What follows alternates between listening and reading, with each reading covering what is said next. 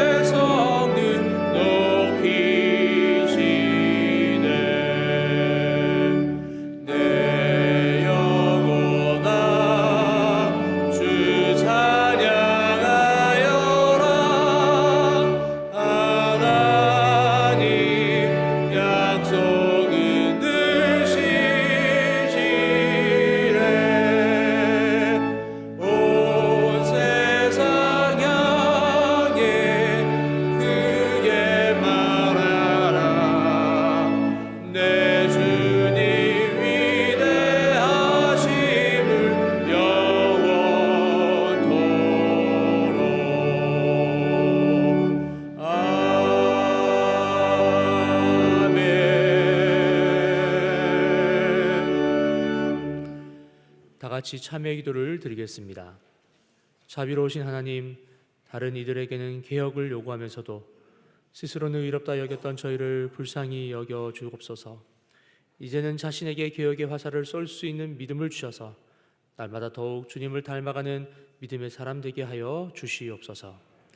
이제는 하나님께 저희 각자의 죄를 참회하며 계속 기도드립니다.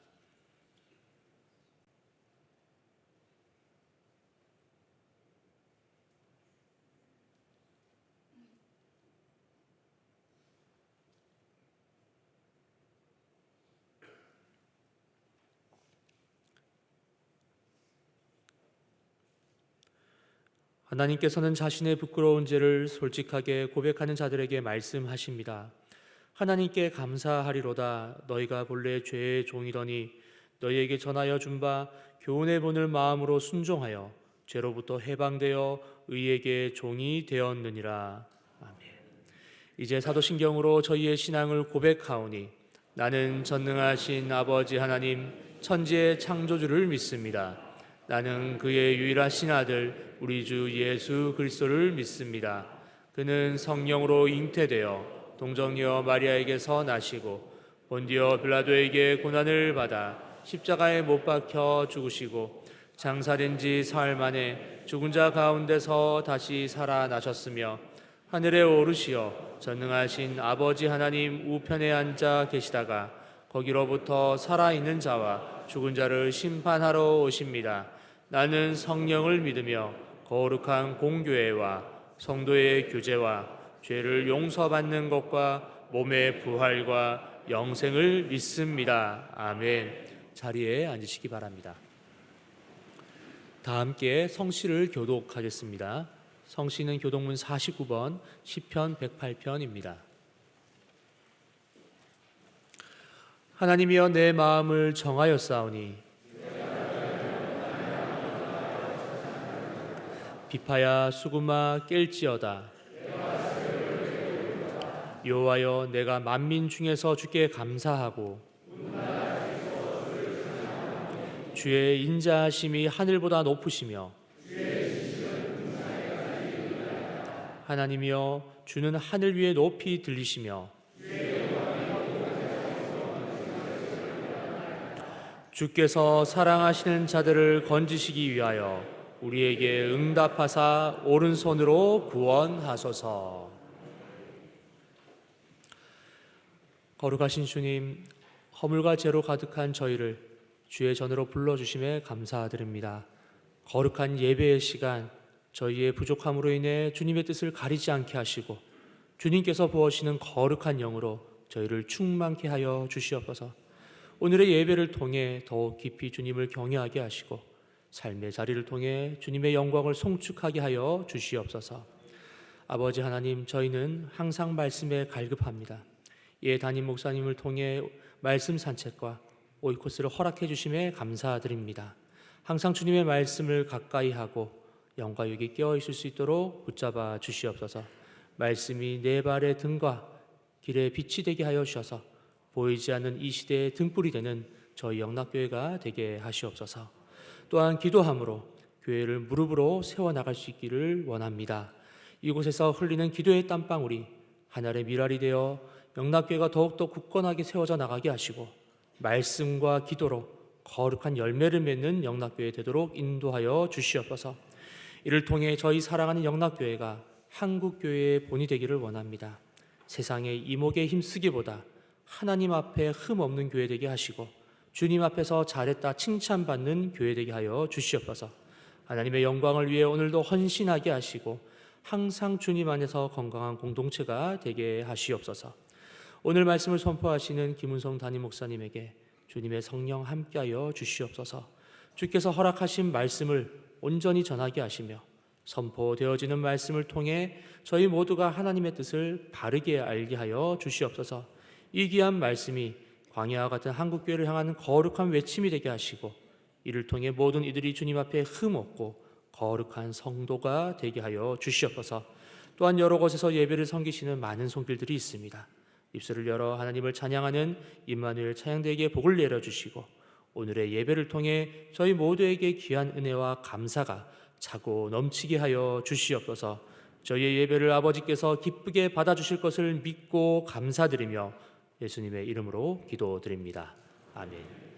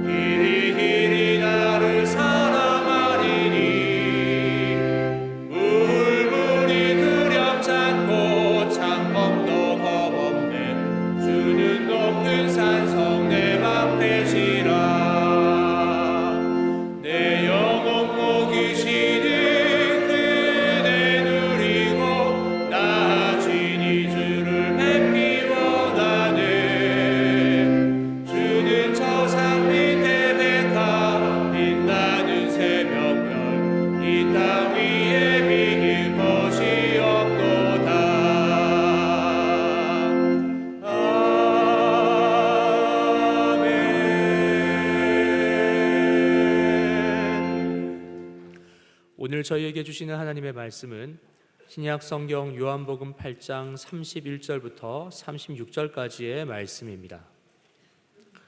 요한복음 8장 31절부터 36절까지의 말씀입니다. 하나님의 말씀을 봉독합니다. 그러므로 예수께서 자기를 믿은 유대인들에게 이르시되 너희가 내 말에 거하면 참으로 내 제자가 되고 진리를 알지니 진리가 너희를 자유롭게 하리라.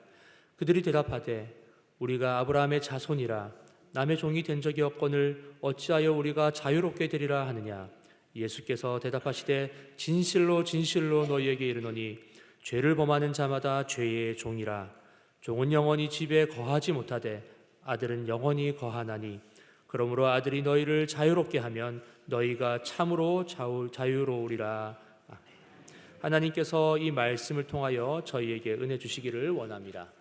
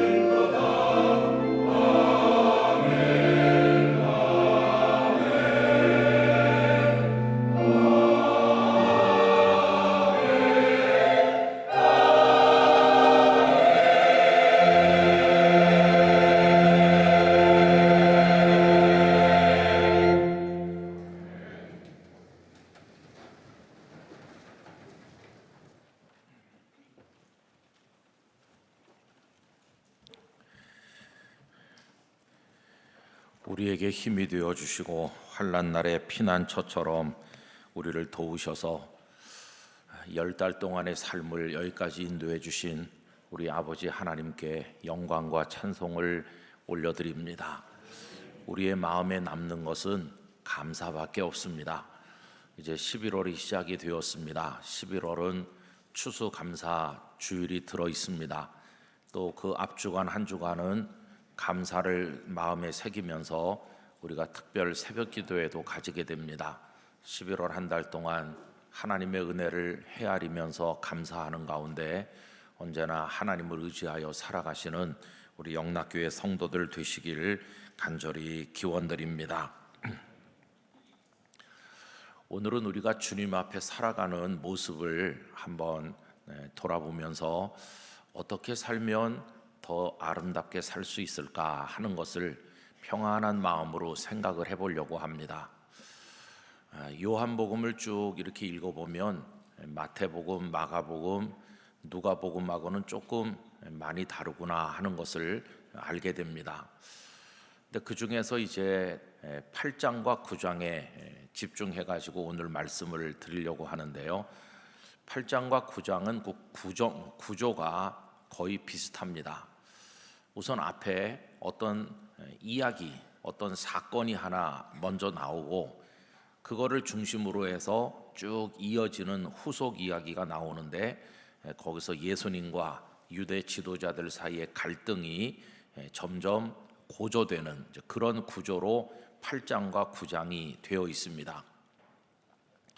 우선 8장부터 보면 맨 앞에 어떤 이야기가 나오는 거 하니 가늠하다가 현장에서 붙잡힌 어떤 여자를 서기관들과 바리새인들이 예수님께 끌고 오는 이야기로부터 시작합니다. 그래서 이 사람들이 손에 돌멩이 하나씩을 다 들고 분노가 가득해서 그 여인을 끌고 예수님 앞에 와서 말하죠. 8장 4절 5절에 보면 예수께 말하되 선생이여 이 여자가 가늠하다가 현장에서 잡혔나이다. 모세는 율법에 이러한 여자를 돌로 치라 명하였거니와 선생은 어떻게 말하겠나이까. 사실 이 사람들이 손에 돌을 들고 왔다는 것은 어떻게 보면 그 사회를 바르게 하고 정의롭게 하겠다는 뜻이지만 그들의 마음속에 가득한 것은 분노입니다. 분노. 우선 이 여자에 대한 분노, 어떻게 율법을 어기고 간음할 수 있느냐, 이런 분노지만은 이 사람들이 정말 돌을 던지고 싶은 대상은 여인보다 예수님이죠. 예수님이 미워 죽겠는 그런 상황이에요. 그래서 이 여자를 자기들이 돌로 치면 될 걸 예수님께 끌고 와서 예수님을 걸고 넘어지려는, 사실은 이 돌을 예수님께 던지고 싶은 숨겨진 분노가 그들 속에 있는 겁니다. 여러분, 이들의 이런 행태로 인해서 두 가지 의견이 대립되는 모습이 그 이후에 전개되는데, 하나는 바로 그 사람들의 생각이죠. 모세의 법대로 하면 당장 이런 여자는 돌로 쳐서 죽여야 된다. 그게 하나가 있는 거고요. 또 하나는 예수님의 생각이시죠. 예수님의 생각은 이런 여자이기는 하지만 용서를 해줘서 새로운 삶을 살게 기회를 주는 거, 그게 예수님의 마음이죠. 그래서 예수님은 8장 11절에서 이렇게 말씀하십니다. 이제 그 여인에게 너를 정죄하는 자가 있느냐 그랬더니 그 여인이 대답하되 주여 없나이다. 이렇게 하니까 예수께서 이르시되 나도 너를 정죄하지 아니하노니 가서 다시는 죄를 범하지 말라 하시니라. 예수님은 그 여인을 용서하시고 새로운 삶의 기회를 허락해 주신 겁니다. 여러분, 사건은 하나인데 생각이 극과 극으로 달라요. 유대 지도자들은 돌로 쳐서 죽이자는 거고 예수님은 용서해서 새롭게 살게 하자. 얼마나 다릅니까? 자, 이 8장이 이제 그런 식으로 쭉 진행되는데 9장도 그 구조가 같아요. 9장 맨 앞에 나오는 얘기는 어떤 한 불쌍한 사람이 있는데 이 사람은 태어날 때부터 앞을 못 봐가지고 평생 한 번도 세상을 본 적이 없는 참 불쌍한 사람이에요. 그 사람이 길거리에 있으니까 이번에는 뜻밖에도 예수님의 제자들이 질문하는 겁니다. 사람이 불행한 일이 있을 때 그 불행의 배후에는 죄가 있기 때문이다. 죄 때문에 벌을 받는 거다. 그러면 이 사람이 앞을 못 보는 저 불행의 배후에 도대체 누구의 죄가 있는 것일까? 이게 제자들의 생각이었어요. 그래서 예수님께 물어봅니다. 9장 1절 2절에 보면 예수께서 길을 가실 때에 날 때부터 맹인된 사람을 보신지라. 제자들이 물어 이르되 라삐여, 이 사람이 맹인으로 난 것이 누구의 죄로 인함이니까? 자기니까 그의 부모니까? 이런 이상한 질문을 해요. 도대체 누구의 죄 때문이냐? 이 불행이 그래서 어디서 온 거냐? 이걸 파헤치잖아요.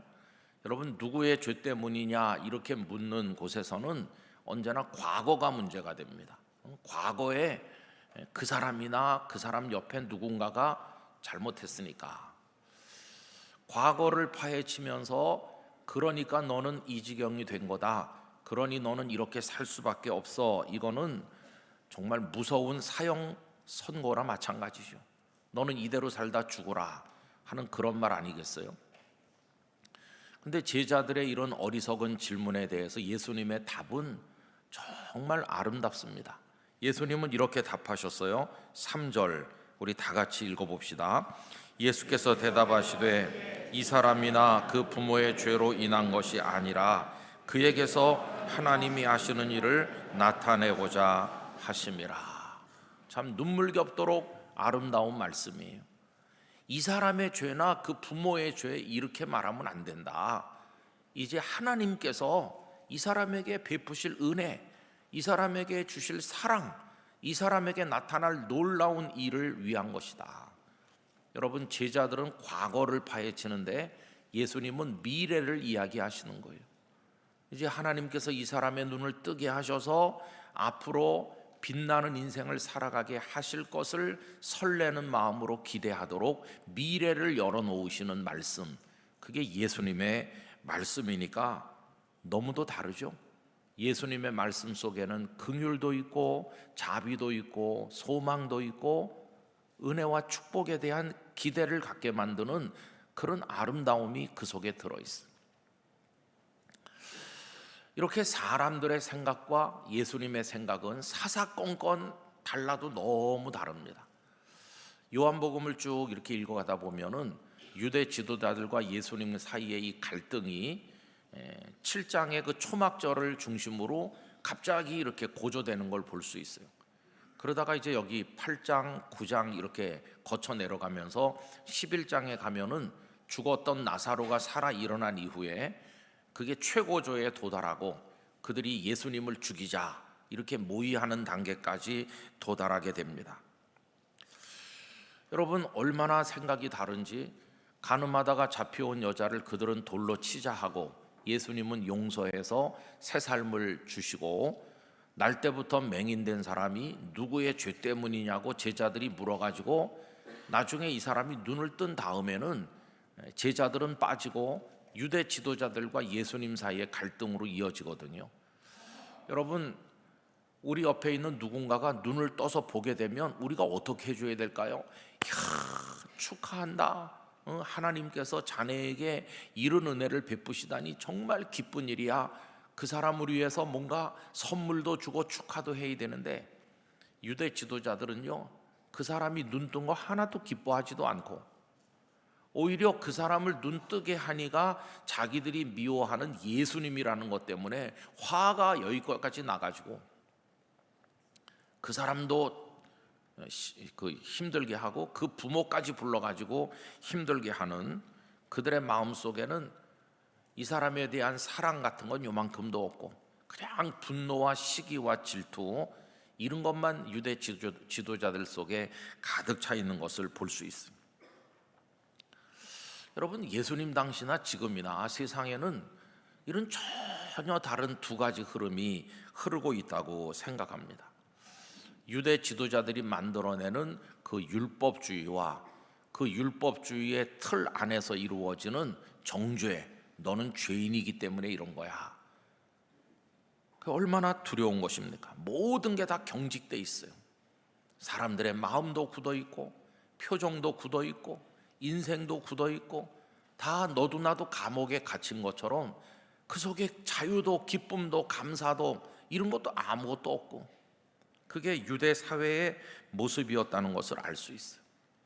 그 속에서 슬퍼하는 사람, 아파하는 사람, 탄식하는 사람, 신음소리, 그것만이 있는 거예요.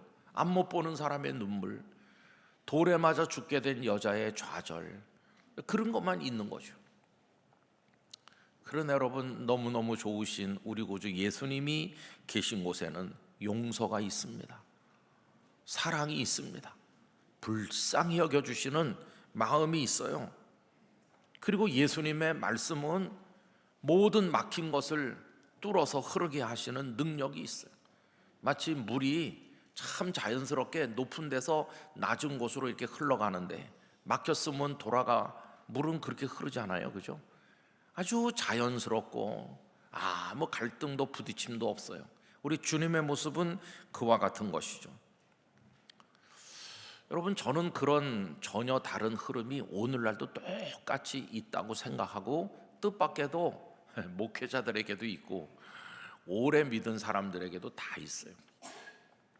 어떤 굳어진 마음 아픈 얘기를 먼저 한번 해보면요, 어떤 교회에 분규가 생겼어요. 갈등이. 그런데 성도들은 그 책임의 일부는 목사님에게 있다 그러면서 이제 목사님을 막 공격하는 거예요. 그랬더니 그 주변에 뜻있는 동료 목사님들이 그분에게 권했습니다. 목사님 억울한 게 물론 있겠지만 이런 비난을 받을 상황이 아니라는 거 우리가 알아요. 그래도 뭐 목회자인데 같이 싸우겠습니까? 그냥 목사님이 이 교회를 내려놓으시고 정말 평화롭게 목회할 수 있는 곳으로 옮겨서 목회를 다시 하시는 게 어떻겠어요? 이렇게 권했어요. 그 목사님을 걱정하는 마음으로. 근데 목사님의 마음이 굳어 있는 거예요. 목사님의 마음은 누가 이런 일을 만들어내는지 찾아내서 내가 꼭 밝히고야 말겠어, 이런 경직된 마음으로 목사님이 굳어 있어요. 선배들, 동료들이 아무리 권해도 이 목사님은 화를 내면서 나 이대로 못 간다고, 교회를 어지럽게 하는 그 사람들을 내가 발본색원하고 찾아내서 바르게 해놓고 가도 내가 그때 가겠다. 나 이 교회에 아무 미련 없어요.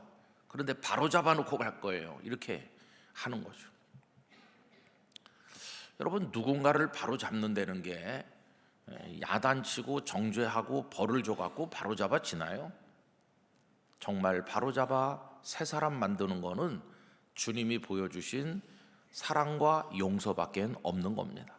근데 목사님은 이제 그런 마음으로 바로 잡는 게 아니고 인간적인 방법으로 바로 잡으려고 하니까 어떻게 됐을까요?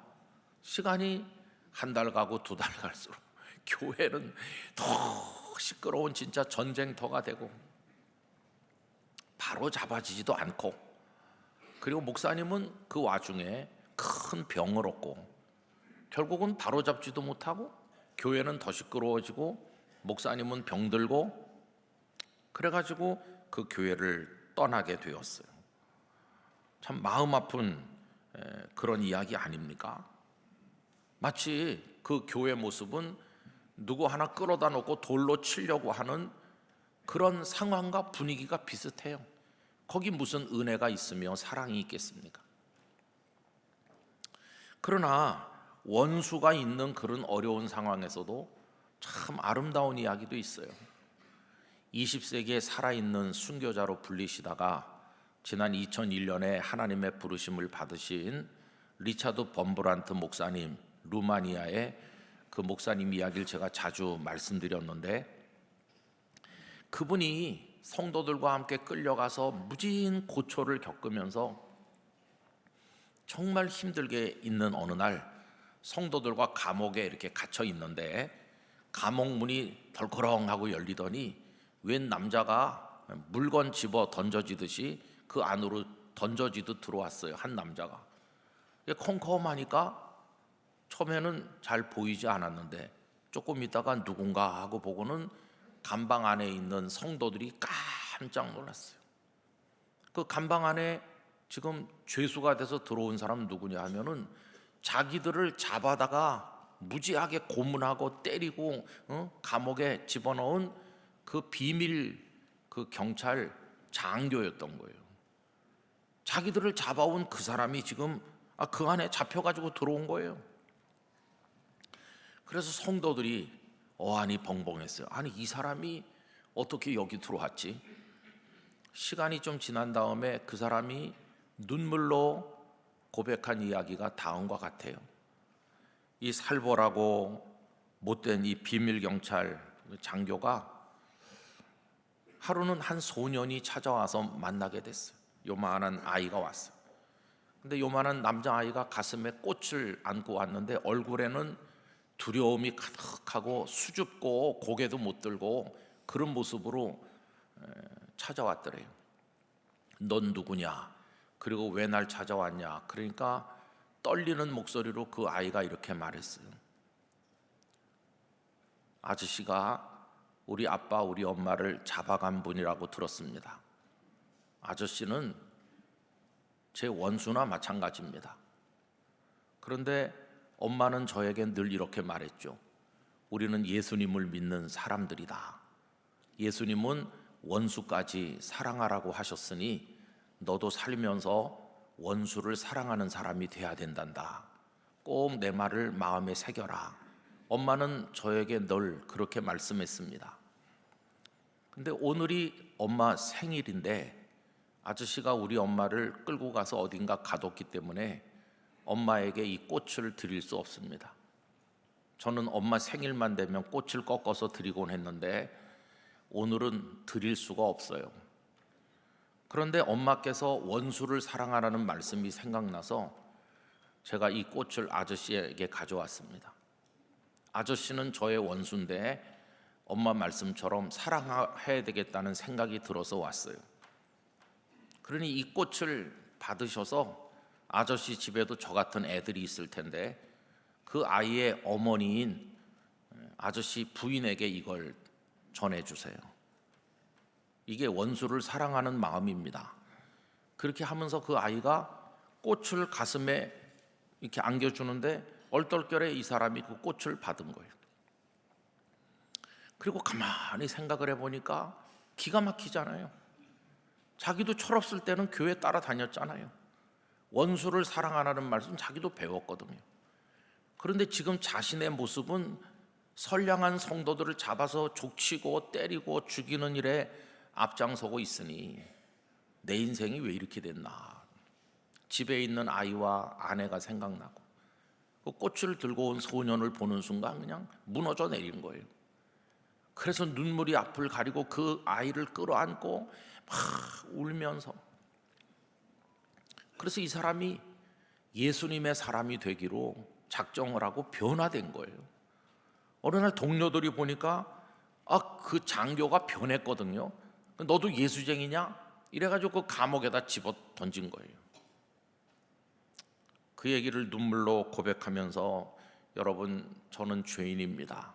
여러분들을 잡아다가 못 살게 굴었습니다. 이렇게 하니까 그 감옥 안에 있던 성도들이 다 일어나서 그를 끌어안아주고 당신은 이제 우리 형제가 되었다고 그의 어깨와 머리에 손을 얹고衷심으로 축복의 기도를 올려줬다는 거예요. 여러분, 한 여인이 하나님을 의지하고 예수님을 믿고 원수를 사랑하라는 말씀을 아들에게 가르쳤고 그 아이는 그 말씀대로 꽃을 엄마에게 주지 못하지만은 그 원수라고 생각되는 그 사람에게 주려고 가져온 거예요. 이게 그리스도 안에서 만들어지는 상식을 뛰어넘는 아름다운 이야기가 아니겠어요? 그래서 그 결과로 그 사람이 변화되고 새로워졌으니 얼마나 놀랍고 감동적인 이야기입니까? 여러분, 이런 이야기들을 접하면서 이제 우리 자신을 돌아보게 돼요. 어떻게 살아야 되는 것일까? 유대 지도자들처럼 돌을 손에 들고 어떤 사람 끌어다가 놓고 막 분노하면서 그렇게 남을 정죄하고 그렇게 사는 게 바르게 사는 것일까? 그러면서 나는 돌 던질 자격이 있는 의인인 것처럼 생각하면서 늘 신경이 곤두서고 그런 마음에 무슨 평화가 있겠어요, 그죠? 그렇게 사는 게 바르게 사는 건가? 아니면은 예수님의 심장을 가지고 용서하고 불쌍히 여기면서 함께 끌어안고 어우러져서 사는 게 바르게 사는 것일까? 어떤 게 평화로운 참된 생명의 삶일까 하는 생각을 가지게 되는 거죠. 여러분, 그 당시 유대 지도자들은 왜 그렇게 경직되고 살벌하게 살았을까요? 그거는 자기들이 지금 알고 있는 그 모든 게 진리라고 확신했기 때문이에요. 이런 여자는 돌로 치는 게 진리다. 우리는 진리대로 사는 거야. 이렇게 말하는 거죠. 근데 그들이 생각하는 진리에는 사랑도 없고 희망도 없고 아무것도 없는 거예요. 죽은 진리, 사람을 목을 졸라서 숨도 못 쉬게 하는 그게 무슨 진리겠습니까? 진리는 생명이어야 되는데 그 진리는 죽이는 진리죠. 그죠? 그런데 여러분, 예수님의 진리는 다릅니다. 예수님의 진리는 사람을 살게 하고 묶였던 것을 풀어주는 자유를 가져오는 진리입니다. 그래서 오늘 말씀 31절 32절이 이렇잖아요. 다 같이 읽어봅시다. 그러므로 예수께서 자기를 믿은 유대인들에게 이르시되 너희가 내 말에 거하면 참으로 내 제자가 되고 진리를 알지니 진리가 너희를 자유롭게 하리라. 할렐루야. 어떤 진리는 목을 졸라서 죽게 만드는데 어떤 진리는 편안하게 해주고 정말 복되게 만들어주고 아무 것에도 결박당하지 않는 그런 자유로움과 평안함을 누리게 해주니 얼마나 다른가 하는 것을 알 수 있습니다. 그래서 그게 예수님처럼 사는 겁니다. 여러분, 이렇게 설명할 수 있어요. 예수님이 우리 한강같이 지금 물처럼 흐르고 계시다고 생각해 봅시다. 그럼 우리 성도들은요, 여러 산 이골짜기 저골짜기에서 흘러내려온 지류와 같아요. 그럼 그 지류들이 흘러서 한강 속으로 들어가잖아요. 한강과 합류가 돼가지고 마지막에 바다로 나가는 것과 같아요. 여러분, 우리는 예수님 속으로 흘러 들어가는 겁니다. 그러면 예수님과 하나가 됩니다. 같이 흐르는 겁니다. 그래서 생명의 바다, 천국의 바다로 흘러가는 것입니다. 한강이 골짜기로 올라오는 게 아니라 우리가 예수님께 속하고 예수님과 같이 흘러가게 되는 거죠. 그 속에 자유가 있는 것이에요. 여러분, 그렇게 되기 위해서는 한 가지 조건이 필요한데 그게 우리가 물이어야 된다는 거예요. 우리가 물이면 골짜기를 흘러서 우리 주님 속으로 들어가서 주님과 하나가 돼서 함께 흘러요. 아무런 갈등도 대립도 없고 내 뜻이 주님의 뜻, 주님의 뜻이 내 뜻이고 이게 다 조화롭게 연결이 돼요. 그런데 내가 물이 아니고 커다랗게 강 한복판에 버티고 있는 삐죽삐죽한 바위 덩어리라면 계속 그 주님의 물과 부딪히는 것이고 함께 흐르지를 못해요. 버티고 서 있는 바위는 주님과 함께 흐를 수가 없어요. 물처럼 자유로운 게 없죠. 물은 그냥 이렇게 높은 데서 낮은 데로 이렇게 흐르고, 물은 또 다른 물과도 사랑으로 이렇게 쉽게 만나요. 이렇게 물은 분리되질 않고 사랑으로 만나서 점점 많아져서 시냇물이 큰 강이 되고 마지막엔 바다로 흘러 들어가요. 거기 포용도 있고 하나됨도 있고 그래요. 그러나 유대인들이 말하는 삶의 방식은 너는 죄인, 나는 의인 이러면서 갈라놓는 거, 찢어놓고 갈라놓고 이렇게, 그게 그 사람들이 말하는 진리고 예수님이 말씀하는 진리는 다 하나로 흘러가는 거예요. 저는 우리가 예수 그리스도의 진리 안에서 살기를 정말로 소원합니다. 내가 뭘 생각하면 그게 다 주님의 생각과 통하고, 내가 뭘 결정하면 그게 주님의 뜻에 맞고, 그런 수준으로 좀 내가 성숙하고 싶다. 사사건건 주님의 뜻에 어긋나는 생각, 주님이 원하지 않는 결정, 그래서 주님과 충돌하는 그런 모습으로 살지 말고 얼마나 내가 영적으로 충만하면 나의 모든 모습이 주님의 모습 닮아 주님과 하나 되어 흐를 수 있을까, 그런 기도 제목을 가지게 되는 거죠. 여러분, 그러려면 내가 진리라고 믿는 것을 다 버려야 돼요. 그 유대 지도자들이 예수님과 하나 되어 흐르려면 자기들이 진리라고 하는 이런 여자는 돌로 죽여야 된다 이런 생각을 버려야 이런 여자도 용서해서 새 삶을 살게 해야 된다는 예수님의 마음과 합할 수 있는 거 아니겠어요? 나의 모든 생각, 나의 선입견, 내가 옳다는 판단, 내가 뭐 어떻게 이런 거 다 버리면 우리 안에 주님의 진리가 스며들어오고 그때 우리는 주님 안에 있는 사람이 될 수 있다, 그런 얘기입니다. 그럼 여러분, 인간관계를 맺어도 사랑의 관계가 되고 어떤 어려운 문제를 해결할 때도 주님이 원하는 방식으로 해결하고 누구와 충돌하지 않고 다투지 않으면서도 다 덕을 세우고 주님이 원하는 열매를 맺는 그런 부드럽고 참 존경받는 그리스도인이 될 수가 있을 것이, 우리가 그런 성도가 되었으면 하는 마음이 간절합니다. 여러분들도 잘 아시는 우리 김동호 목사님께서 이런 얘기를 수도 없이 하는 걸 듣고 또 들었습니다. 그분이 이제 청량리 중앙교회에서 성장하시고 나중에 거기서 교육 전도사도 하셨거든요. 유년부 담당 전도사를 할 때 그때 거기 김익명 장로라는 분이 계셨어요. 유년부 부장이고. 근데 이분이 청량리 중앙교회 1년 재정의 3분의 1을 담당할 만큼 헌금을 많이 드리는 경제적으로 윤택한 분이었던 것 같아요. 근데 이 김동호 목사님이 그 전도사 시절에 뭔가 이렇게 교회에다가 건의할 게 있어가지고 전도사가 말하면 누가 듣겠나. 그래서 유년부 부장이시고 헌금도 많이 하는 그 장로님은 아마 교회에서 발언권도 세겠지. 내 장로님한테 말해가지고 건의해야 되겠다. 장로님이 내 대신 말하면 잘 될 거야. 그래서 장로님께 쭉 얘기를 했대요. 장로님이 좀 말씀하셔서 되게 해주세요. 이렇게 하니까 이 김 목사님이 평생 잊을 수 없는 말을 그 장로님이 하셨대요. 전도사님, 제가 우리 교회에서 헌금도 좀 더 하고 뭐 이렇게 하는 건 맞긴 맞지만 잘 기억해 두세요. 앞으로 평생 목회하실 때 도움 될 겁니다. 그러면서 헌금을 많이 하든지 말을 많이 하든지 그래야지 헌금도 많이 하고 말도 많이 하면 안 됩니다. 헌금 많이 하는 사람이 말도 많이 하면 교회가 시끄러워집니다. 그리고 말하지 않아도 주님의 뜻은 다 되게 돼 있습니다.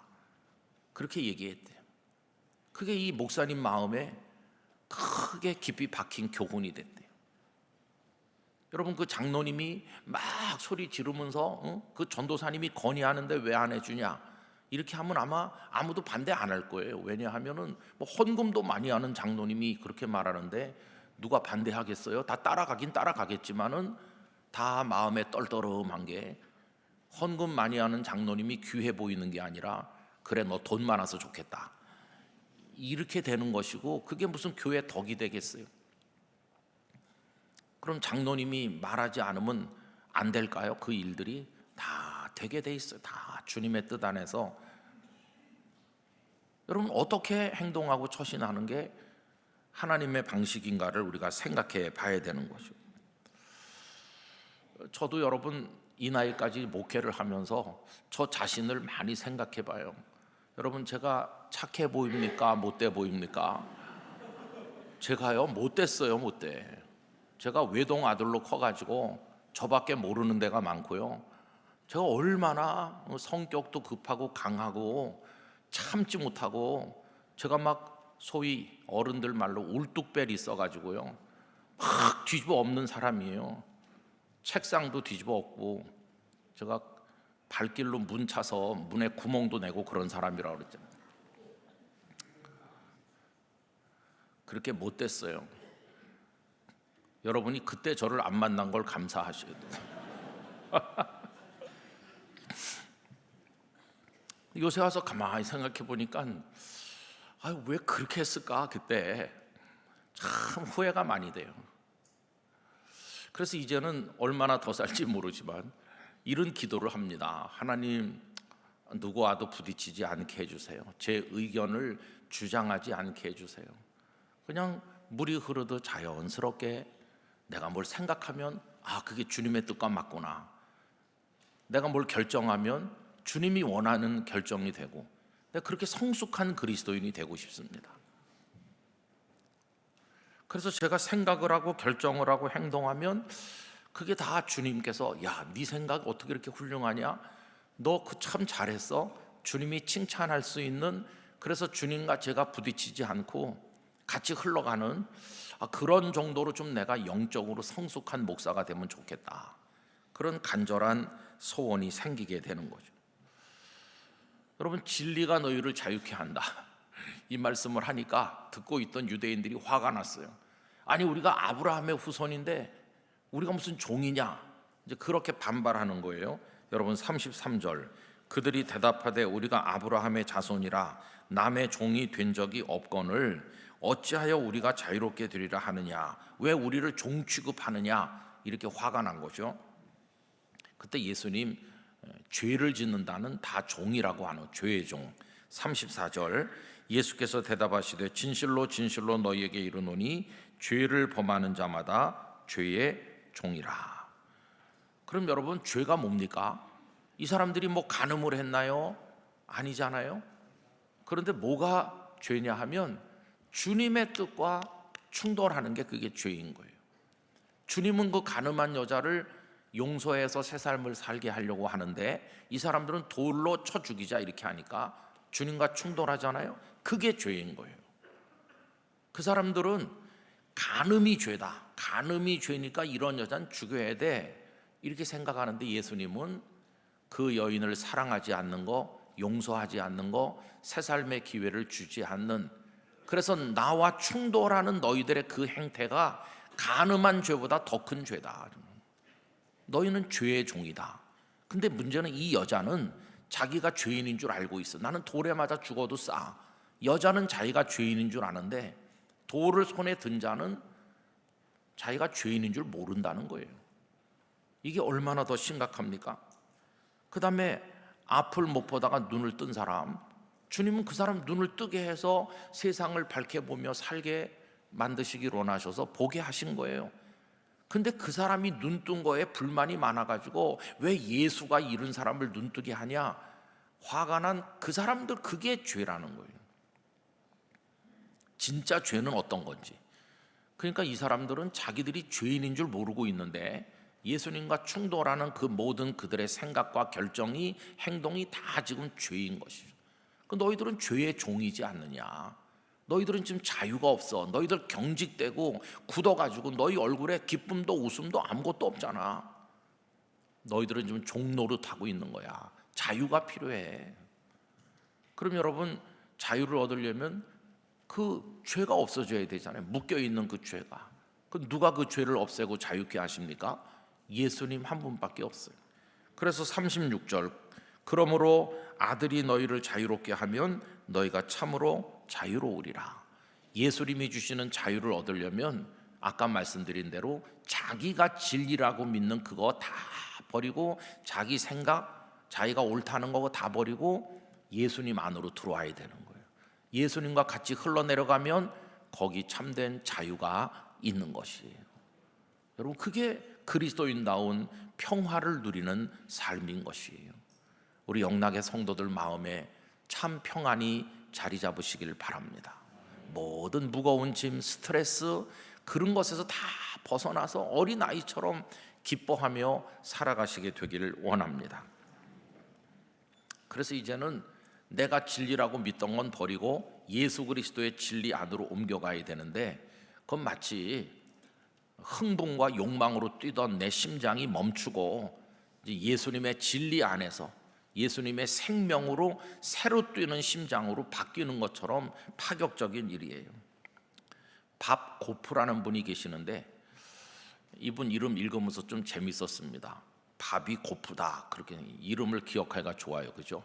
근데 이분은 변호사이시죠. 그러면서 러브 더즈라고 하는 자선 단체를 만들어서 아프리카에 뭐 사방에 불쌍한 사람 많이 돕는 아주 훌륭한 그리스도인입니다. 근데 그분이 쓰신 책 중에 방해받지 않는 삶, 그런 책이 있는데요. 그거 읽어보면 본인의 간증이 많이 나와요. 근데 한 번은 심장에 이상이 와서 병원에 가서 정밀 검사를 받았더니 의사 여러분이 머리를 맞대고 의논하다가 이 사람을 고치려면 심장을 일단 먹게 해야 된다. 심장을 멈춘 다음에 강력한 어떤 충격을 줘갖고 다시 뛰게 해야 된다. 그러면 이 모든 정상으로 돌아온다. 그래서 이제 이 사람이 아마 마취도 하고 그렇게 어떻게 했는지 심장을 일단 멈췄대요. 심장이 멈춘다는 건 죽는 거나 마찬가지인데, 그러고 나서 의사들이 어떤 방법을 썼는지 다시 새로 뛰는 심장을 얻었대요. 그래서 모든 게 다 어린아이 심장처럼 새로워졌다. 그 얘기를 이제 그 속에 간증을 하면서 예수 그리스도 안에 있는 게 그와 같다. 과거에 잘못된 모든 건 다 멈춰야 되고 죽은 자처럼 되고 그리스도 안에서 새 생명으로 새로 태어나야 된다. 여러분, 지금까지 수십 년 살면서 영혼의 심장이 다 망가져 버렸어요. 더러운 욕망으로, 교만으로 이게 막 이렇게 비정상적으로 뛸 때도 있고 분노로 뛸 때도 있고, 그런데 이거 다 이제는 멈춰야 되고 그리스도 안에서 새로운 심장을 갖길 원합니다. 사랑과 위로와 평화가 있는, 참 자유가 있는, 어디에도 얽매이지 않는, 주님과 함께 흘러 천국의 바다를 향하는 그런 평화로운 삶이, 성숙한 성도의 삶이 우리 모두에게 있길 원합니다. 그럴 때 진정한 감사가 가능하다고 생각합니다. 하나님 다 감사할 것뿐이에요. 그런 모습으로 여러분들이 행복한 성도가 되시기를, 하나님을 찬송하는 성도 되시기를 간절히 축복합니다. 기도하겠습니다. 아버지 하나님, 분노로 살았습니다. 편견으로 살았습니다. 교만으로 살았습니다. 손에 돌을 들고 살았습니다. 남을 미워하며 살았습니다. 옳은 것 같은데 기쁨도 자유도 생명도 없었습니다. 그 모든 것을 내려놓고 저희의 심장이 그리스도 안에서 새로 뛰게 하여 주시고 성령의 사람 되게 하시고 사랑의 사람, 용서의 사람, 하나됨을 이루는 사람, 주님과 함께 천국의 바다로 흘러가는 사람 되게 하여 주옵소서. 예수님의 이름으로 기도하옵나이다. 아멘.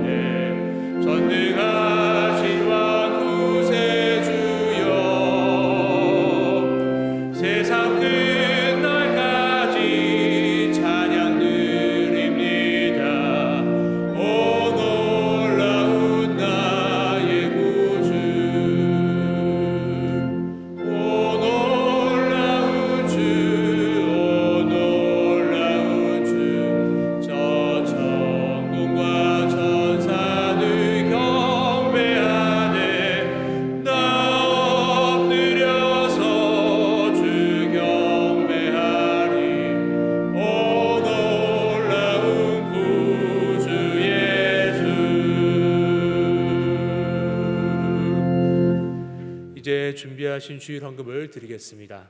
온라인으로도 드리실 수 있습니다.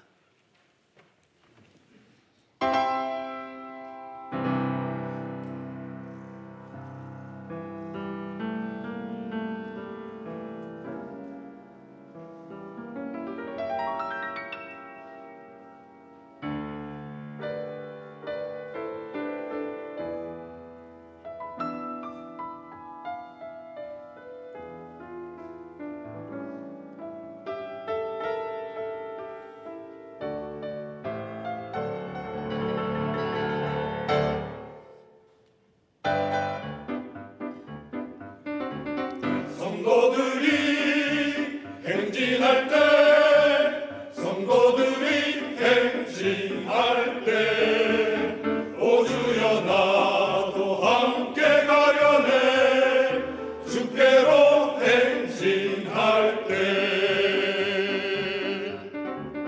성도들이 행진할 때, 성도들이 행진할 때, 오 주여 나도 함께 가려네. 주께로 행진할 때,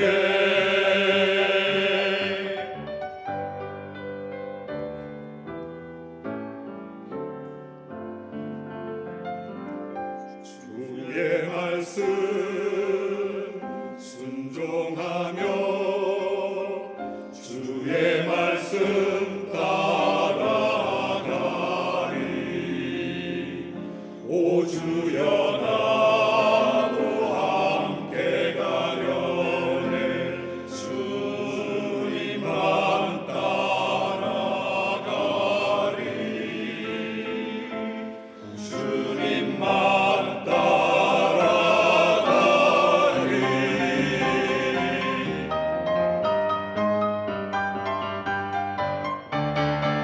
성도들이 행진할 때, 성도들이 행진할 때, 오 주여 나도 함께 가려네. 주께로 행진할 때, 성도들이 행진할 때, 성도들이 행진할 때, 오 주여 나도 함께 가려네. 주께로 행진할 때, 성도들이 행진할 때, 성도들 행진해.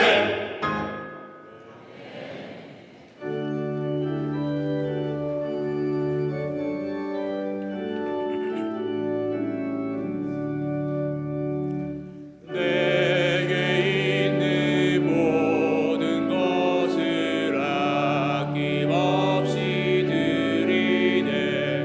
사랑하고 의지하며 주만 따라 살리라. 주께 드리네. 주께 드리네. 사랑하는 구주 앞에 모두 드리네. 아멘.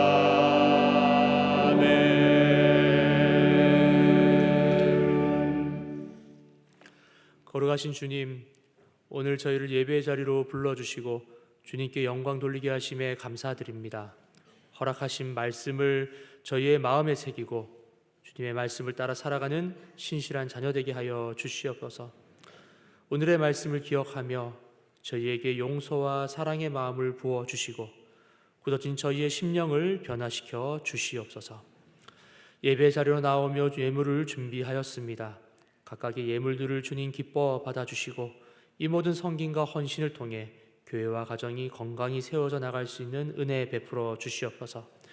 주님께서 삶의 여정 가운데 돌보아 주셔서 저희의 판단이 아니라 주께서 허락하신 눈으로 삶을 바라보며 살아가게 하여 주시옵소서. 모든 영광 아버지 하나님께 올려드리며 예수님의 이름으로 봉헌기도 드립니다. 네, 자리에 앉으시기 바랍니다. 새가족 여러분을 주님의 이름으로 환영합니다. 봉사관 1층 새가족 접수처에서 등록을 도와드립니다. 또는 교회 홈페이지에서 새가족 등록이 가능합니다. 오늘 찬양 예배 시 성찬식이 있습니다. 기도로 준비하시기 바랍니다. 2025년 추수감사절 특별 새벽 기도회가 가방을 열어보세요 라는 주제로 11월 10일 월요일부터 15일 토요일까지 진행됩니다. 월요일부터 금요일까지는 새벽 6시, 토요일은 새벽 6시 30분에 본당에서 드립니다. 11월 7일, 14일 금요일에는 2025년 총동원 전도 캠페인 복음으로 비상하라 전도 특별 금요 기도회로 드립니다. 최근 신천지를 비롯한 이단, 사이비의 포교 방식이 적극적으로 바뀌고 있습니다. 성도님들께서는 경각심을 가지고 신앙생활 하시길 바랍니다. 잠시 2026년 항종직 선거 안내가 있겠습니다.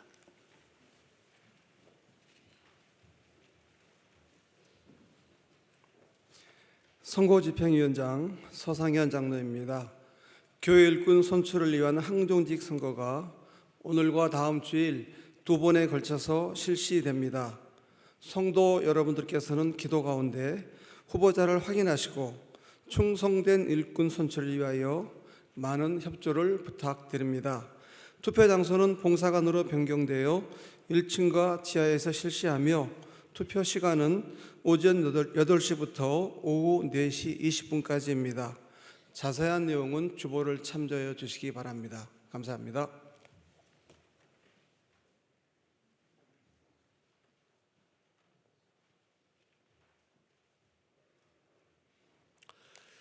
예배 후 나가실 때 성도님들께서는 공보 자료를 한 부씩 가져가 주시기를 바랍니다. 별세자 소식입니다. 고향 파주교구 51구역 박정현 은퇴 집사님께서 별세하셨습니다.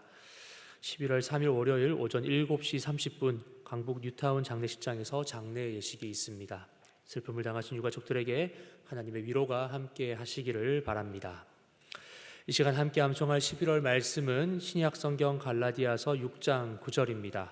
우리가 선을 행하되 이렇게 시작합니다. 다 함께 암송합니다. 우리가 선을 행하되 낙심하지 말지니 포기하지 아니하면 때가 이름에 거두리라. 갈라디아서 6장 9절 말씀. 아멘. 다 같이 일어나셔서 앞뒤 좌우에 계신 분들과 인사 나누겠습니다. 예수님 안으로 들어갑시다.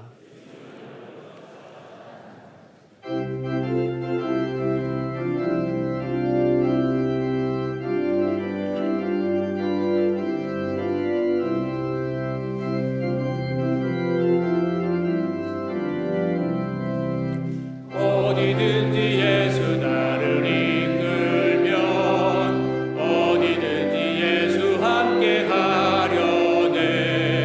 예수 함께 하니 가면 낙 없고 예수님과 동행하면 겁 없네. 어디를 가든지 겁낼 것 없네. 어디든지 예수 함께 가려네. 세상 친구 모두 나를 떠나도 주와 동행하면 외로움 없겠네. 가는 길이 위태하고 험해도 어디든지 예수 함께 가려네. 어디를 가든지 겁낼 것 없네. 어디든지 예수 함께 가려네. 어두운 그들 나를 애워쌀 때에 주가 함께 계신 믿고 자려네. 주 그들의 정궁에서 깨어나 예수 함께 길이 살리라.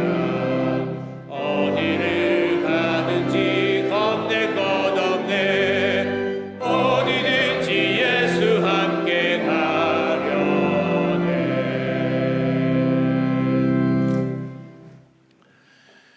영원한 생명의 구주 예수 그리스도의 은혜와 하나님 아버지의 사랑과 성령님의 임재하심이 그리스도의 진리 안에서 우리 주님과 함께 흐르며 참 평화와 자유를 누리는 성도로 행복한 그리스도인의 인생을 살길 원하는 모든 성도들과 그리고 기도 제목과 가정과 일터, 선교사님들과 사역지, 우리 대한민국 안에 영원히 함께 하시기를 축원하옵나이다. 아멘.